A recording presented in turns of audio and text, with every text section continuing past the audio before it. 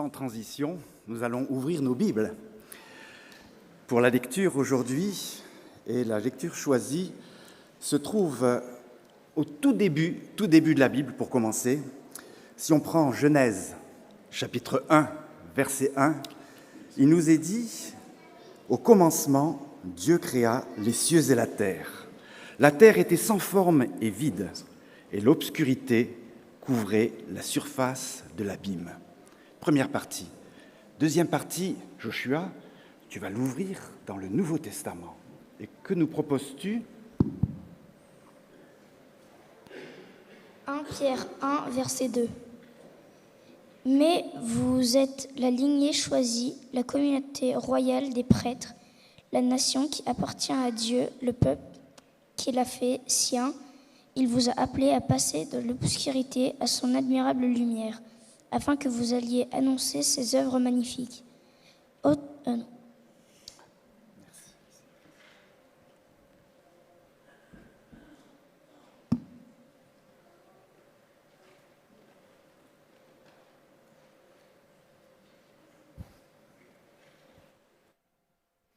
Rebonjour à tous. Je voudrais vous demander de m'excuser sur 3 points. Le premier, c'est que j'ai perdu un peu mon français et que je fais plein de fautes de grammaire et d'orthographe. Donc, s'il y a des trucs qui ne sont pas bien écrits sur l'écran, mes excuses. Et deuxièmement, je ne suis pas pasteur. Alors, mes conclusions ou ma logique est quelquefois différente de ce que vous entendez parfois sur l'estrade. Donc, ayez patience avec moi là-dessus.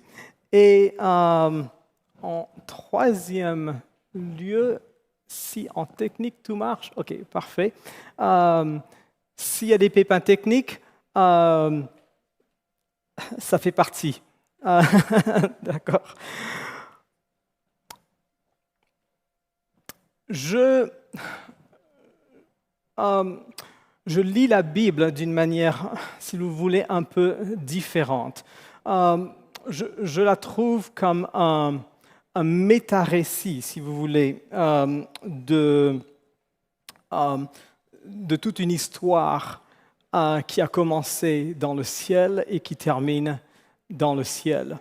Et cette petite parenthèse qu'on a là sur la terre nous semble presque interminable, surtout quand on est en lockdown. Donc cette parenthèse ou cette perspective,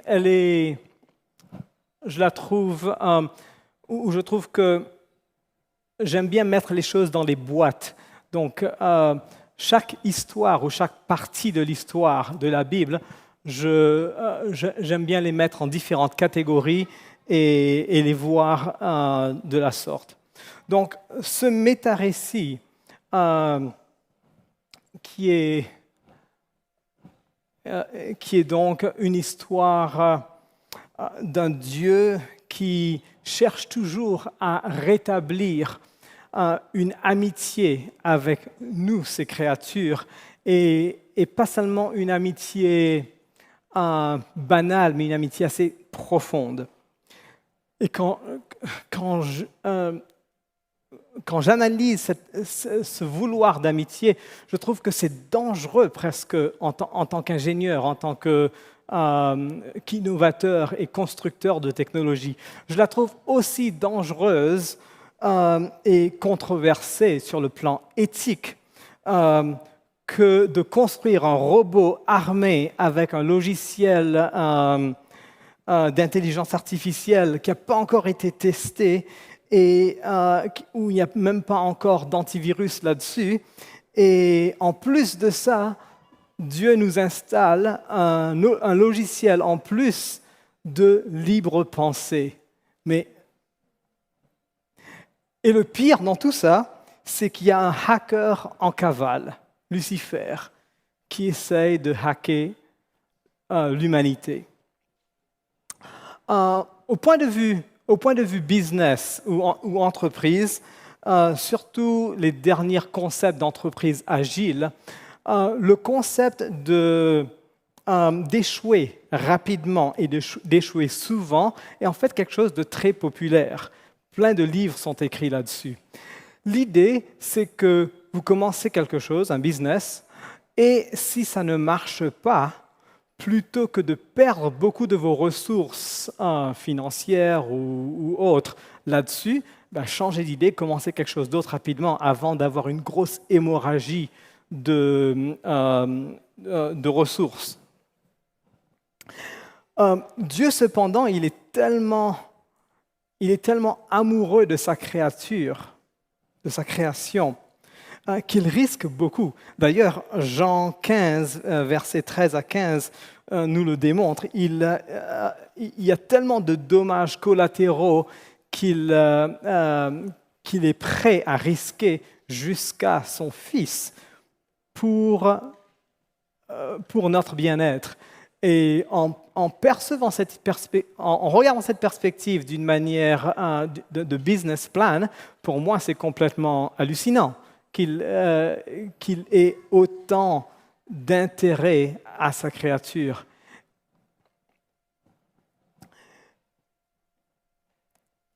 Et parfois, nous trouvons des petites étincelles qui nous démontrent qu'il y a vraiment un Dieu derrière tout ça, plutôt que juste comme ce que des non-créationnistes penseraient. Et c'est surtout en regardant à travers les étincelles d'art et de musique, où beaucoup de stoïques scientifiques diraient « mais tout ça, c'est du superflu. On n'a pas vraiment besoin de tout ça pour que notre civilisation continue. » D'ailleurs, les animaux n'ont pas ça, donc pourquoi l'avoir, nous? Dans un livre que Peter Drucker a écrit, il est reconnu comme le fondateur de la gestion d'entreprise, il souligne le concept qu'il faut innover, il faut que innover ou mourir comme compagnie. Donc c'est toujours l'idée de pouvoir pivoter d'une manière très agile. Et d'une manière, on voit que, surtout durant les temps de Covid, les compagnies qui ont pu le faire ont eu énormément de succès, comme par exemple Amazon, qui facilement vous envoyait quelque chose, vous n'avez pas besoin d'aller dans un magasin pour acheter quelque chose. Eux, ils ont vraiment gagné sur le lockdown qui s'est passé. Donc, au point de vue business, on voit donc ce concept de toujours vouloir innover. Et ça me mène à reconnaître que notre Dieu, qui est innovateur, qui est créateur, a mis cette étincelle de vouloir innover aussi dans nos cœurs. En regardant maintenant aux différentes révolutions industrielles que la Terre a connues, la première révolution industrielle était surtout avec l'utilisation, la mécanisation en utilisant de l'eau ou de la vapeur. Donc ça a augmenté la vitesse de production, c'est surtout dans le domaine agriculturel. La deuxième révolution était l'utilisation de l'électricité pour mettre tout ça en marche d'une manière beaucoup plus massive. La troisième, c'était l'utilisation de l'électronique pour automatiser beaucoup de cette production. Et la dernière, on commence à rentrer dans cette quatrième phase, si vous voulez, et c'est l'utilisation ou la fusion, si vous voulez, de la partie biologique, numérique et physique. Et chaque fois qu'il y a eu une transition pareille, ou qu'il y a une transition d'innovation, on a tous eu peur de cette transition. On a toujours peur des choses qu'on ne connaît pas nécessairement. C'était justement Platon qui disait notre besoin sera le vrai créateur, qui est souvent traduit aujourd'hui par un proverbe beaucoup plus facile à apprendre. La nécessité est la mère de l'invention. L'obligation de résoudre des problèmes nous donne justement cette envie de pouvoir innover, créer quelque chose de neuf ou créer quelque chose d'utile.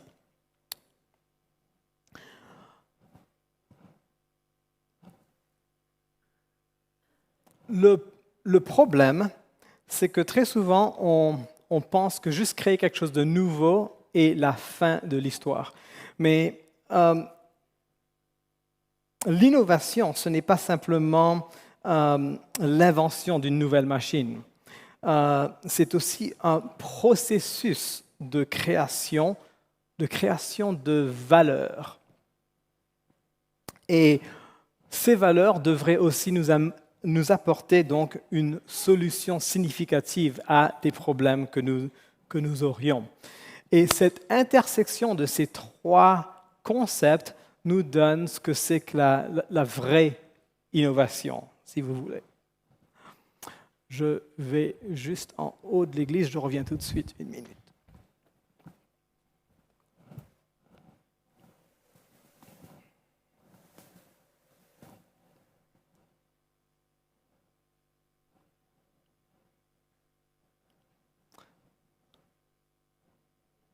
La plus longue prophétie de la Bible, donnée à un roi païen d'ailleurs, est relatée dans le livre de Daniel, chapitre 2, versets 31 à 38. Vous la connaissez tous. En tant qu'adventistes, nous affirmons que la tête représente l'empire babylonien, les épaules en argent représentent les Mèdes et les Perses, la tunique en bronze représente la Grèce, les jambes en fer, Rome, et les pieds, les royaumes d'Europe. Et la pierre qui casse tout ça, c'est le second retour de Christ. En analysant cette prophétie, je l'aperçois encore d'une manière un peu différente. D'abord, les 3 premiers métaux qu'on voit nous rappellent bien sûr des métaux des Jeux olympiques. On dirait qu'il y a là comme presque une course à quelque chose et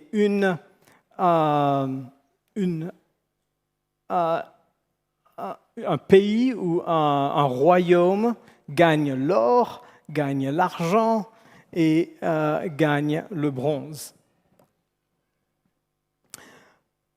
En commençant donc par l'empire babylonien, si nous le regardons de la perspective d'innovation, on peut peut-être comprendre pourquoi ils ont aussi gagné l'or. Premièrement, c'était là où la roue a commencé. Des Mésopotamiens et ensuite des Sumériens qui sont devenus les Babyloniens,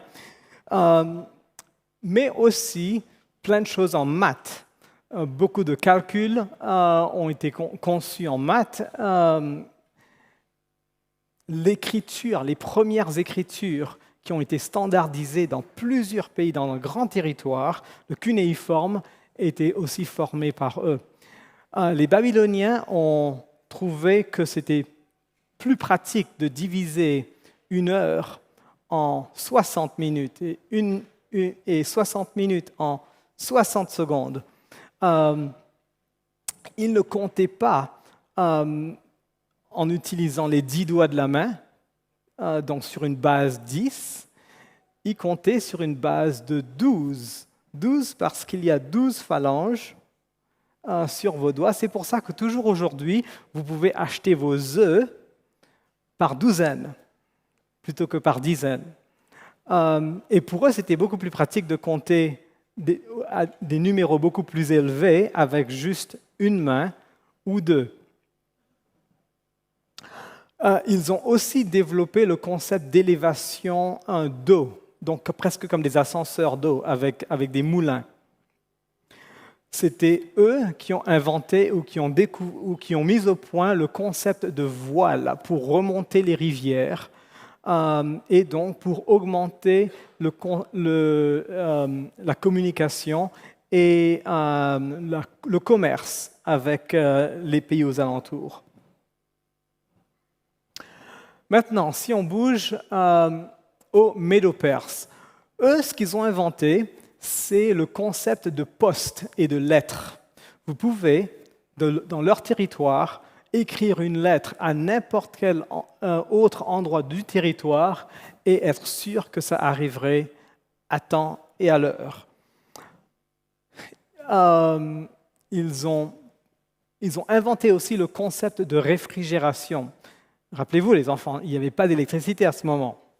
Donc, l'air conditionné et garder quelque chose de très froid dans des grands déserts, c'était quelque chose qu'ils avaient mis au point d'une manière très intelligente. Ils ont aussi établi des routes qui traversaient donc tout leur empire. C'est bien sûr pour ça que la poste fonctionnait très bien pour eux. Et si on continue à descendre au fil des temps avec la Grèce a mis au point une méthode scientifique de raisonner qui est l'observation suite à la question, ensuite une hypothèse, une prédiction et une expérimentation, et en fin de compte, une ratification de la thèse qui a été donnée au début.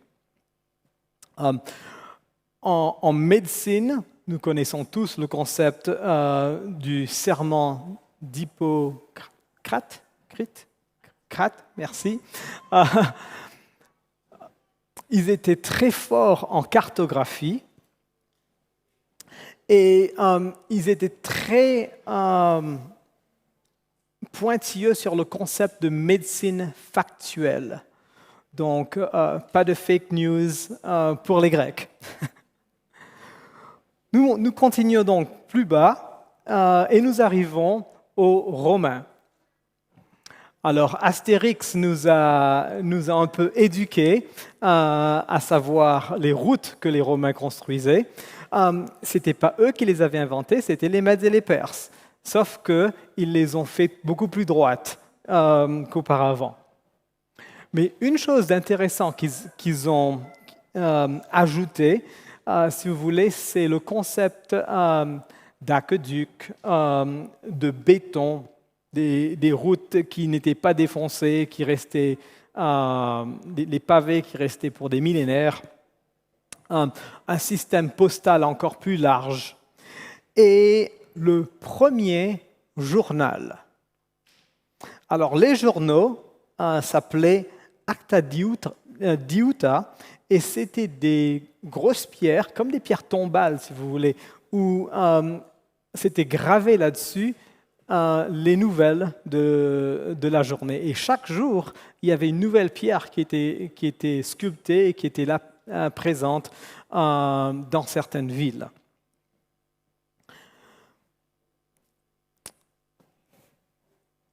Qui peut me dire qu'est-ce qu'il y a après Rome? Les enfants, vous vous rappelez? Il y a les pieds de deux différents métaux. Et quand je perçois la chose d'une perspective d'ingénieur plutôt que d'une perspective biblique, ce que je vois, c'est quelque chose de très intéressant. Parce que des pieds nous voyons plusieurs empires romains, et de ces empires romains, ou les empires européens, et de ces empires européens, on trouve plusieurs inventions très intéressantes. Donc, à commencer par l'électricité avec Faraday en 1831 et Volta et Tesla et Ampère. Ensuite, la radio avec Guglielmo Marconi, un Italien, suivi par la télé de John Bard en 1926 de l'Écosse, et finalement quelque chose de très local à Collonges, l'invention du World Wide Web, qui s'est passée où?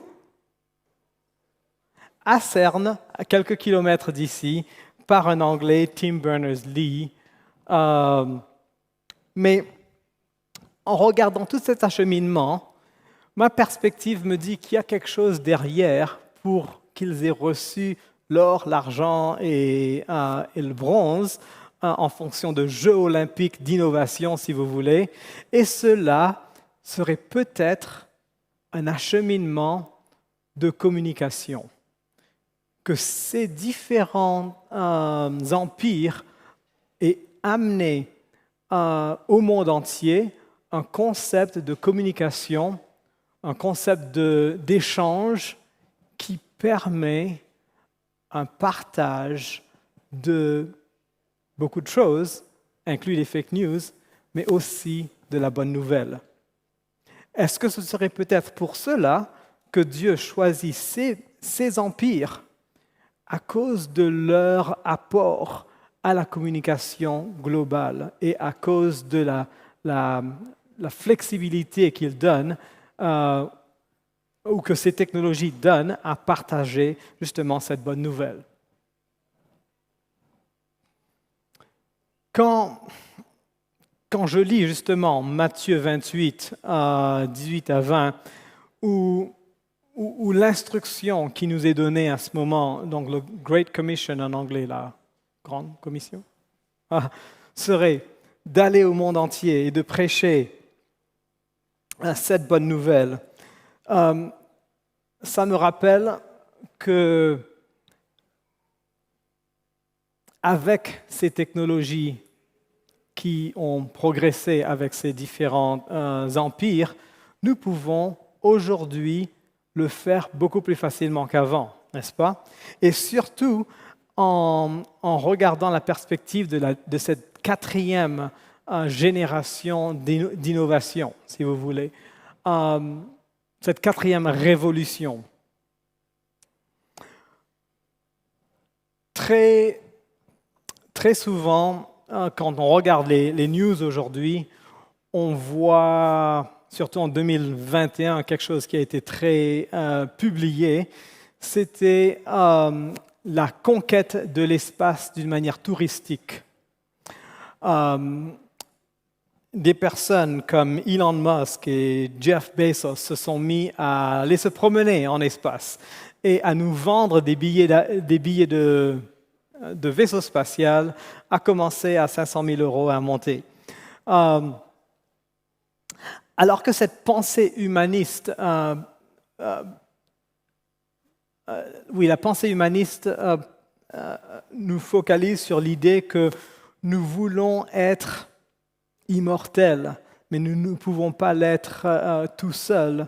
Nous devons conquérir d'autres endroits dans l'espace et nous devrons pouvoir même télécharger notre intelligence dans une machine et nous rendre immortels de la sorte. Je trouve que la Bible a une méthode beaucoup plus simple que de dépenser tout cet argent et développer toute cette technologie pour essayer de télécharger notre cerveau dans une machine, n'est-ce pas? La Bible nous dit tout simplement d'accepter le sacrifice de Christ pour nous et de le reconnaître comme notre sauveur personnel.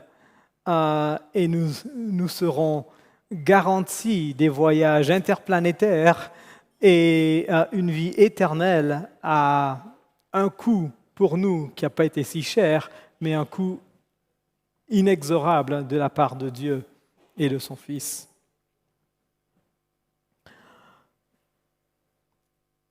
En changeant un peu de vitesse, si vous voulez, si nous examinons comment l'innovation se fait et quels sont les building blocks, les fondations de l'innovation, ce qu'on remarque, c'est qu'il y a 4 niveaux d'innovation. Le premier niveau serait un niveau incrémental, si vous voulez. Pas grand-chose de changer, juste quelques petits trucs d'ajouter. Le deuxième, je l'appellerais évolutif. Le troisième serait révolutionnaire.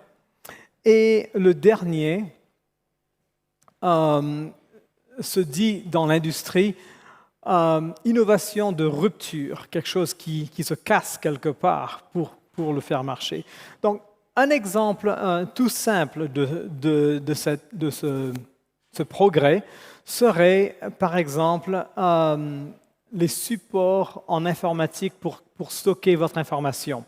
Alors, pour ceux qui se rappellent des disquettes à gauche, ça nous donne un peu, ça nous définit notre âge. Okay? Et donc, du développement d'une disquette à une plus petite disquette qui contenait beaucoup plus d'informations, c'était une innovation. Mais c'était une innovation juste incrémentale. Rien de nouveau à changer. Ensuite, de ces disquettes, on est passé au CD. Et le CD contenait énormément plus d'informations que ce que les floppy disks pourraient avoir. Mais c'est toujours la même industrie qui en bénéficiait. Les compagnies qui créaient les disquettes ou autres, c'était des compagnies pétrochimiques comme BASF ou 3M. Donc, ils créaient des supports en plastique qui le magnétisaient, qui le permettaient à ce moment de stocker de l'information dessus.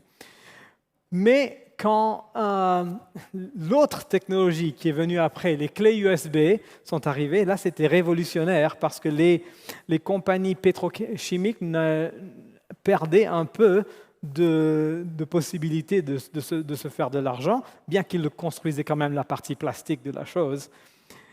Et ce qui est vraiment de rupture, ce serait à ce moment la transition à stocker l'information dans le cloud. Et là, les compagnies pétrochimiques ne pouvaient pas se faire d'argent du tout sur cette transition. C'est pour ça que ça s'appelle une innovation de rupture. Et dans le monde scientifique, maintenant, on cherche d'autres manières de stocker l'information. Et les dernières idées, c'est de stocker l'information sur une technologie qui s'appelle Métabolome, et c'est de l'ADN synthétique. Parce que après tout, le stockage d'informations dans l'ADN est autour de 16 fois plus efficace, merci, que le 0 et les 1 binaires qu'on utilise aujourd'hui. D'ailleurs, c'était Henry Ford qui, une fois, disait « Si j'avais à demander à mes clients ce dont ils avaient besoin, il m'aurait répondu « On voudrait des chevaux plus rapides. » Alors, pour casser tout cela et sauter 2 chevaux aux voitures, ça fait bien sûr un gros bouleversement. Et c'est là encore le concept d'innovation de rupture. D'ailleurs, on peut voir aujourd'hui plein de secteurs où il y a ce genre d'innovation de rupture.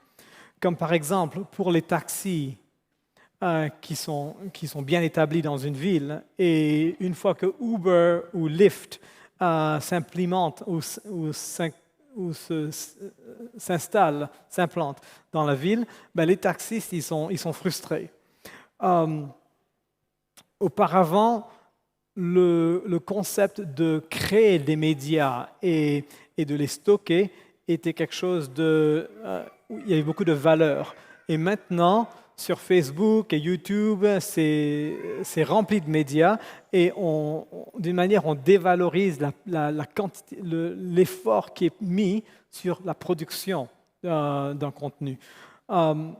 Aussi pour le shopping avec Amazon, les hôtels avec Airbnb, les banques avec le cryptocurrency qu'il y a maintenant comme le Bitcoin, et l'Église. Où est-ce que l'Église se trouve là-dedans?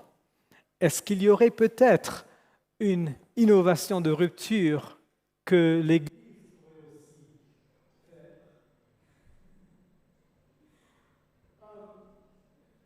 Andrews, je me rappelle de toi, Viviane. Vous étiez au séminaire pendant que j'étais encore au secondaire. Mais ce que j'aimais beaucoup faire, il y avait un prof qui s'appelait Mervyn Maxwell, où tous les samedis après-midi, il prenait quelques étudiants et les amenait à Battle Creek pour faire la visite. Et moi, j'adorais aller avec, parce que je n'étais pas trop intéressé en fait avec la partie théologique de ce qu'il parlait, mais j'aimais beaucoup la partie innovateur de nos fondateurs. Et une des choses que j'ai retenues de ces présentations, c'était une histoire de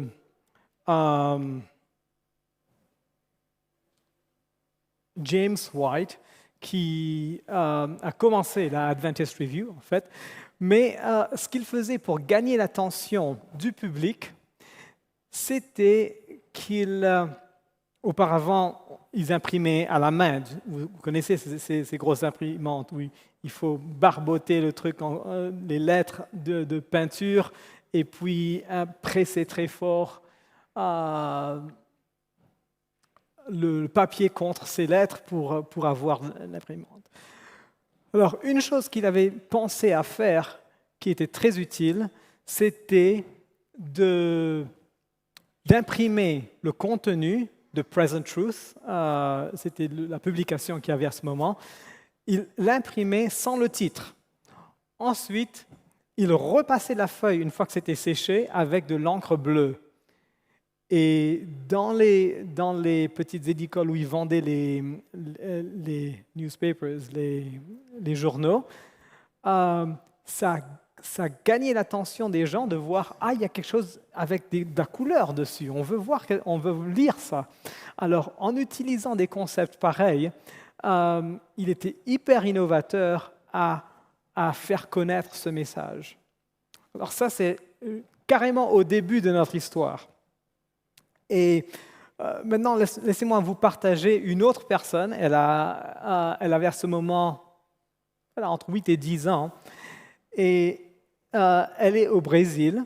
Et elle produit une petite vidéo chaque jour de sa chambre à coucher. Si je peux avoir l'audio, s'il vous plaît.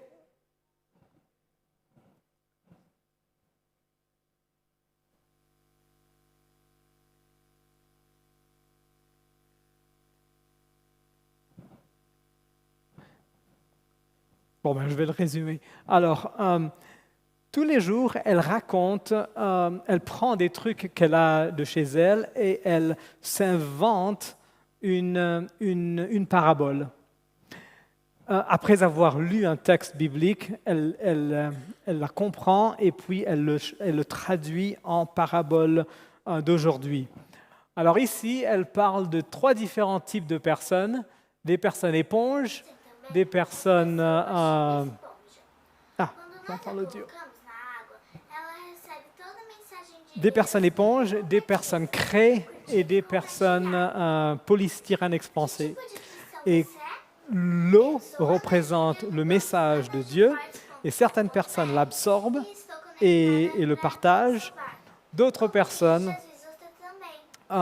juste flottent dessus, ils font rien, et d'autres personnes coulent dedans et détruisent la craie et s'effritent.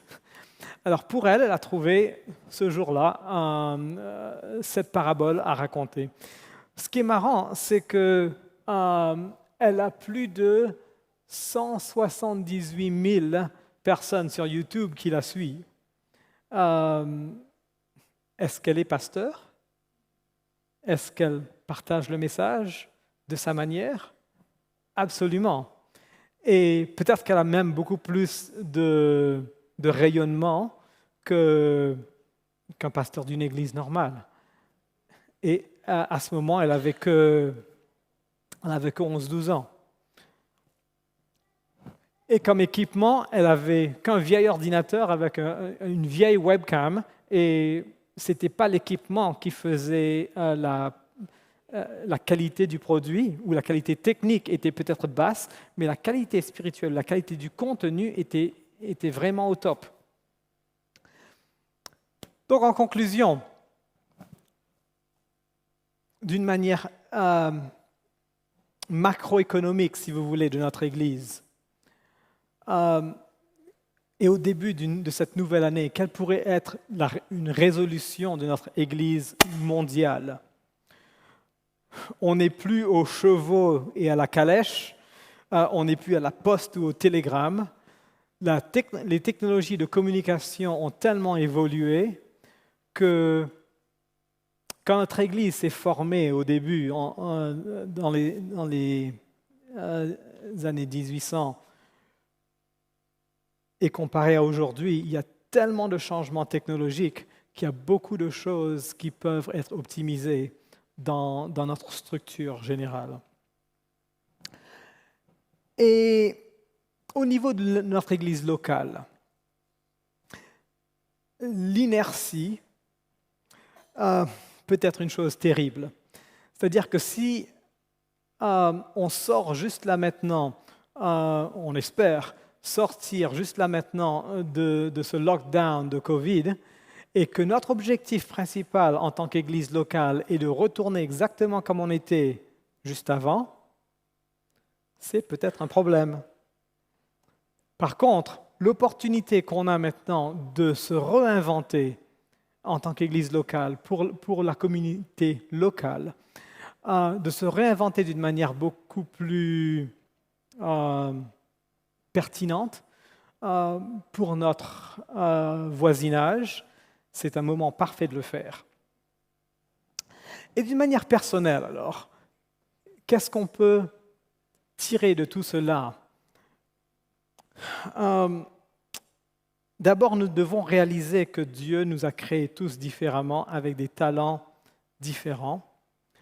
Et ces talents, si on ne les met pas à l'œuvre, si on ne les utilise pas, ou on ne pratique pas avec, ils vont se rouiller. Et il y a d'ailleurs une parabole que Christ utilise à propos d'utilisation de talents, n'est-ce pas? Ce n'est pas nécessairement la quantité de talents que vous avez, mais c'est comment vous les utilisez et comment vous les affinez. Il y a un concept en neurosciences qui s'appelle la neuroplasticité, c'est-à-dire la possibilité de s'entraîner exactement comme un muscle, mais au niveau cérébral. Et plutôt que de chercher nécessairement le chemin le plus simple ou le plus court pour arriver à un objectif, entraîner ce muscle exactement comme un muscle d'athlète serait extrêmement utile à faire comme résolution de cette nouvelle année. Un ami à moi qui est maintenant retraité, Dr. Reindeer Bruinsma, qui est hollandais, a paraphrasé un écrivain calviniste néo-zélandais, du nom de Herman Bavinck, en disant que valoriser l'ancien, ce n'est pas l'ancien d'Église, c'est les concepts anciens, juste valoriser l'ancien parce qu'il est ancien n'est ni adventiste ni chrétien. En scrutant surtout Exode dans la Bible, il y a deux personnes qui me sont presque des héros, où on n'en parle pas beaucoup dans nos histoires bibliques. Et c'est Betsalel et Oholiab. Et ces deux personnes, quand Moïse a reçu les instructions de Dieu de créer, de construire son tabernacle, c'est émerveillant de voir comment Dieu consacre ces deux personnes, pas pour être pasteur, mais pour être artisan, exactement.